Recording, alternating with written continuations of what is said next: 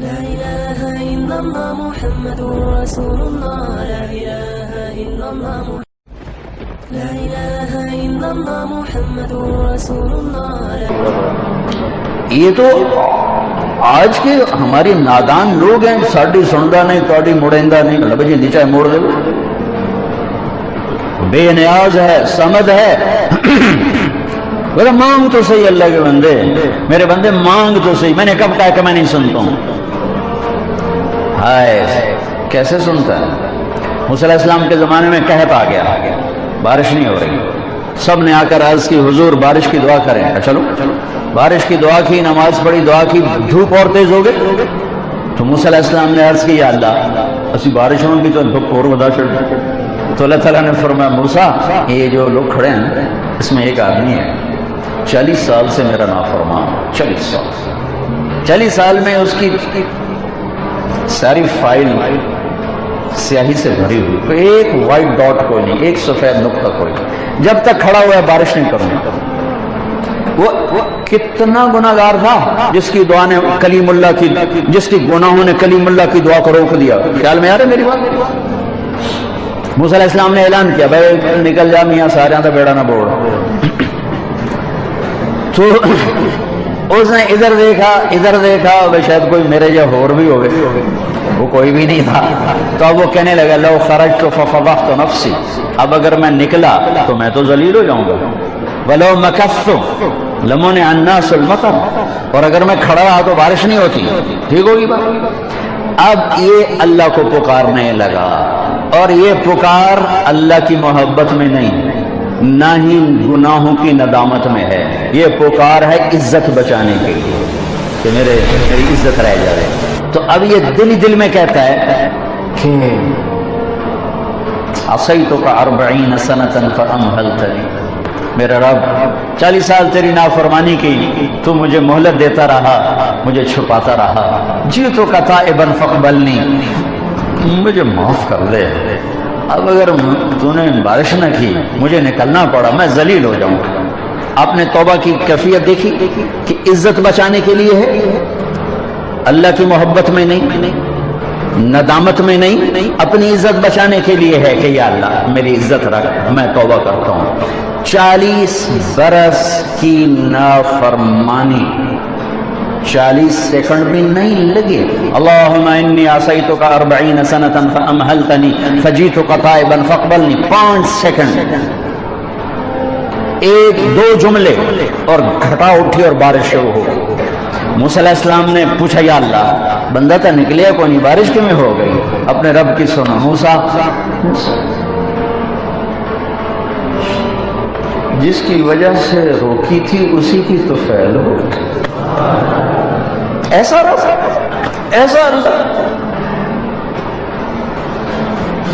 یہ ہمارے دیش کے خطیبوں نے اللہ کو تھانے دار بنا کے دکھایا، اور اللہ تو کریم ہے۔ موسیٰ علیہ السلام حیران پریشان ہو گئے، یا اللہ یہ آپ کیا کہہ رہے ہیں؟ جس ہی وجہ سے روکی تھی اس کی تو فعل ہو گئی۔ کہاں؟ اس نے توبہ کی، ہم نے صلح کر لی۔ مان سکتے ہو؟ سنو 2 سیکنڈ ٹائم، ماں جیسا پیارا رشتہ، وہ ناراض ہو جائے زور لاؤ منا کے دکھاؤ، کتنے پسینے نکلوائے گی پھر جا کے معاف کرے گی۔ واہ میرا رب تو دیکھ بھی رہا ہے، سن بھی رہا ہے، 40 سال کی غلاستیں، گندگیاں، اور کا موسیٰ جس کی وجہ سے روکی تھی اسی کی وجہ سے۔ کہ اللہ کیوں کیسے؟ اس نے توبہ کی، ہم نے صلح کی۔ کہ اللہ کون ہے؟ اللہ کون ہے؟ اللہ نے کہا واہ، جب نافرمانتا نہیں بتایا، جب توبہ کر لی کیسے بتاؤں؟ موسیٰ لوگوں سے کہتا ہوں کسی کے عیب نہ کھولو، تو میں اپنے بندے کے عیب خود کھولوں؟ بینی و بین عبدی، یہ میرے اور میرے بندے کے درمیان ہے، یہ اللہ ہے۔ یہ تعارف میرے نبی نے کروایا، لا الہ الا اللہ تھا۔ میرے عزیزو آپ ہمارا سرمایہ ہو، تربیت کا سب سے پہلا سنگ میل، پہلی بنیاد لا الہ الا اللہ ہے کہ اللہ سے جڑ اور سب سے کٹ جاؤ، سب سے نگاہوں کو پھیر لے، سب سے نظروں کو پھیر لے۔ اللہ سے جڑنے کا مطلب یہ نہیں کہ تم جنید بغدادی بن جاؤ گے، بشر رہو گے، گناہ ہو جائے سب جھکا دے، گناہ ہو جائے سب جھکا دے، پھر اس کا معاف کرنا دے کیسے ہے؟ ایک اور واقعہ سناتا ہوں، بنی اسرائیل کا سناتا ہوں۔ کفل ایک نوجوان تھا، روزانہ وہ رات کو بدکاری کرتا تھا، شراب اور عورت روزانہ رات کو۔ ایک رات ایک لڑکی کو 60 دینار میں لے کر آیا، کچھ 10 لاکھ روپیہ بنتا ہے 60 دینار، سونے کے سکے تھے، 10 لاکھ ایک لڑکی ایک رات۔ جب کمرے میں آیا دروازہ بند کر کے دیکھا تو وہ لڑکی رو رہی تھی، تو کفل نے کہا کیوں رو رہی ہے؟ میں نے زبردستی تو نہیں کی۔ اس نے کہا کفل میں عزت دار ہوں، عزت دار کی بیٹی ہوں، بھوک نے یہاں تک پہنچایا۔ جب مالدار لوگ زکوٰۃ نہیں دیتے تو غریبوں کی عزتیں نیلام ہو جاتی۔ میں تمہیں بچوں کیا بتاؤں، میرا ہوم ڈسٹرکٹ تو ملتان ہے۔ 1818 میں رنجیت سنگھ نے ملتان فتح کیا، 1818۔ مظفر خان رحمت اللہ علیہ کی حکومت تھی، 5 بیٹوں سمیت وہ شہید ہوئے۔ تو اس نے 3 بازار حسن بنائے اس وقت 1818، ایک ملتان میں، ایک کہروڑ پکا میں، اور ایک میرا جو ہوم ٹاؤن ہے تلمبا، جس سے 3 کلومیٹر کے فاصلے پر میرا گاؤں ہے، ایک تلمبا میں اس نے بازار حسن بنایا اور وہاں 1 مہینہ قیام کیا۔ تلمبا پر فضا جگہ تھی، راوی اس کو ہٹ کرتا ہوا جاتا تھا، تو اس نے پیچھے ایک بارہ دری بنوائی، وہاں 1 مہینہ قیام کیا۔ وہ علاقہ بارہ دری کے نام سے مشہور تو ہے، پر وہ بارہ دری مٹ چکی ہے۔ چند سال پہلے مجھے خیال ہے، میں ساری دنیا پھرتا ہوں، یہ بازار حسن کی بچیاں کبھی جا کے ملا نہیں، کبھی جا کے ان سے میں نے بات نہیں کی، اور اس بازار میں گزر بھی جاؤ تو تہمت لگ جاتی ہے۔ تو میں نے کہا کل قیامت کے دن میرا گریبان پکڑ لیں یہ ساری لڑکیاں کہ ساری دنیا نے تبلیغاں کی تھیں، ساڑھے کل کد آیا ہوں۔ میں نے ان سب بچیوں کو جمع کیا، پھر ان میں بیان کیا، کوئی لمبے چوڑے فلسفے نہیں، صرف اتنا بتایا کہ اسلام میں عورت کا مقام کیا ہے، بس جب ماں ہو تو کیا ہوتا ہے، جب بیٹی ہو تو کیا ہے، بہن ہو تو کیا ہے، بیوی ہو تو کیا ہے، یہی بڑے رشتے ہیں۔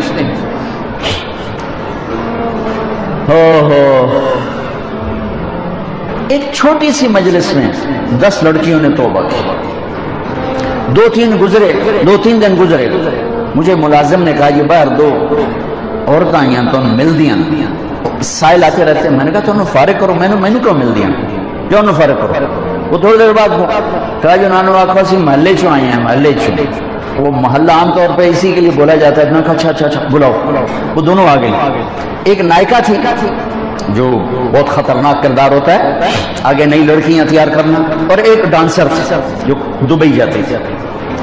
اس نے مجھ سے کہا مولانا صاحب تھوڑی گل سنی ہے، میں توبہ کی تھی ہے تے میرے گراما مار میرا سر پاڑ چھڑیا ہے کہ اسا روٹی کتوں کھاونی ہے، تو نچنا چھڑ دیتا تے اسا روٹی کتوں،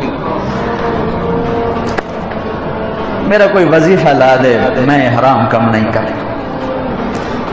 پھر میں جا کر ان بچیوں سے فردن جب ملا تو مجھے پتہ چلا کہ یہ بڑا مظلوم طبقہ ہے۔ سردار صاحب رہتا ہے اور غریب کی بیٹی طوائف بن جاتی ہے، میاں صاحب رہتا ہے اور گھنگرو پہننے والی طوائف کا داغ لے کر ہی قبر میں جاتی ہے، شیخ صاحب رہتا ہے، چودھری صاحب رہتا ہے، مار صاحب رہتا ہے، لیکن غریب کی بیٹی طوائف کا داغ اپنے ماتھے پہ سجا کے قبر میں چلی جاتی ہے۔ پھر میرے بس میں جتنا تھا، میں نے چند دن پہلے میں گیا تو میں نے اس ایک سے کہا، میں نے کہا اپنی اس بچی کا تو رشتہ کر دے، میں سارا خرچہ اٹھاؤں گا۔ میں کہا میاں صاحب طوائف کے کوٹھے پہ کون آئے رشتہ ہے؟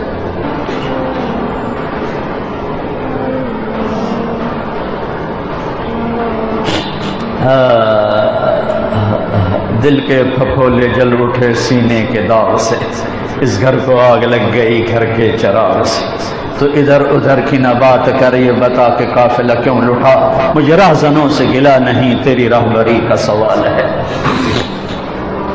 میرا تو کلیجہ کٹ گیا کہ ظالم وہ درندے ہیں جنہوں نے اپنی ہوس کے لیے کتنے غریبوں کی بیٹیوں کو طوائف بنا دیا۔ اور پھر شرافت کی زندگی مانگنے کے باوجود ان کے لیے ذلت و پستی کے سوا کچھ نہیں۔ کفل میں عزت دار ہوں، مجھے غربت نے یہاں پہنچایا۔ تو کفل رونے لگا، کہنے لگا بہن جس عزت کے ساتھ آئی تھی اسی عزت کے ساتھ چلی، میرے لیے دعا کر دے، میں بہت کمینہ انسان۔ لڑکی چلی گئی، کفل کو نہیں پتا کیا ہونے والا ہے۔ تھوڑی دیر کے بعد وہ مر گیا، جوان مر گیا۔ صبح ہوئی، جیسا اس شخص کا کردار تھا، نہ اس کو کوئی نہلانے آتا نہ کوئی کندھا دینے آتا، یہیں گل سڑ کے مر جاتا۔ اس شہنشاہ قربت جس کی رحمت، سبحان اللہ، ما رحمک، کیا رحیم ہے میرا آپ کا اللہ۔ ہمارے گناہوں کی حیثیت کیا ہے؟ ایک لفظ توبہ ہر شے مٹا دیتا ہے۔ صبح ہوئی تو لوگوں نے کیا دیکھا؟ کفل کے دروازے پہ لکھا ہوا تھا بڑا بڑا نورانی سطروں میں، ان اللہ قد غفر للکفل، اللہ نے کفل کو معاف کر دیا۔ یہ کیوں لکھوایا؟ اس لیے لکھوایا کہ اب ہماری یاری ہو گئی ہے، جاؤ اس کو عزت کے ساتھ ہمارے پاس پہنچو۔ میرے عزیزو، آپ اور ہم ایک غفلت کے ماحول میں ہیں جہاں گناہ نہیں رہا، نافرمانی کلچر بن گیا ہے، اللہ کے سے بغاوت ایک تہذیب بن گئی ہے۔ لیکن یہ صبح صادق کی آمد ہے کہ اتنے نوجوان میں اس یونیورسٹی کے میں دیکھ رہا ہوں، ساری مسجد تنگ پڑ گئی ہے، یہ کہیں سے صبح صادق بھی طلوع ہونے والی ہے۔ یہ جتنے تم بیٹھے تم ہی آج، اور باہر جو بچیاں بیٹھی ہوئی ہیں کہ یا اللہ آج تجھ سے صلح کرتے ہیں، آج کے بعد تیری نافرمانی نہیں کریں گے، تو پورے دیش میں ایک ہوا چل جائے گی۔ میرے بھائی، میرے عزیز، اللہ کی قسم، اپنی مرضی کی زندگی اس دنیا میں کوئی نہیں گزار سکتا، جو گزارے گا دکھوں میں مر جائے گا۔ جنید جمشید کی اللہ قبر روشن کرے، 97 میں میری پہلی ملاقات، آخری اس کا سناتا ہوں، مجھ سے کہنے لگا کہ مولانا صاحب ایک پاکستانی نوجوان جن رنگینیوں کو خوابوں میں دیکھتا ہے، اس نے گلیمر کا لفظ کہا، گلیمر، جس گلیمر کو خوابوں میں دیکھتا ہے، جن رنگینیوں کو خوابوں میں دیکھتا ہے، وہ مجھے فزیکلی حاصل ہیں، لیکن یہ جگہ خالی ہے، یہاں اندھیرا ہے، یہاں بے چینی ہے، بے قراری ہے۔ یہ کیوں ہے؟ یہ نافرمانی کا راستہ یوں ہی طے ہوتا ہے کہ اندر بھر جاتا ہے زخموں سے، کانٹوں سے بھر جاتا ہے۔ کیوں سارا معاشرہ شراب میں ڈوب گیا؟ اللہ کو نہ ماننے والے شراب میں ڈوب گئے کہ جب ہوش میں آتے ہیں تو اندر کی پکار انہیں بے چین، بے قرار کر دیتی ہے۔ نافرمانی کے راستے میں کوئی چین نہیں، کوئی چین نہیں، کوئی چین نہیں، جتنا چلو گے اتنا دکھوں میں گھر جاؤ گے۔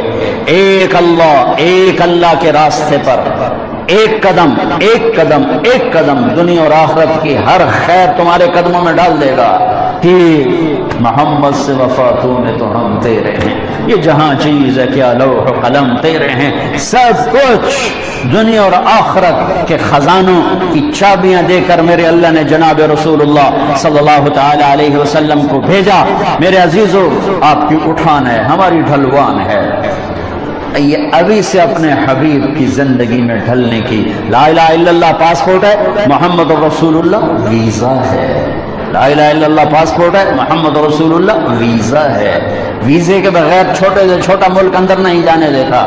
جنت میرے رب کا ملک ہے اور بہت بڑا ملک ہے، بغیر ویزے کے نہیں جا سکتے۔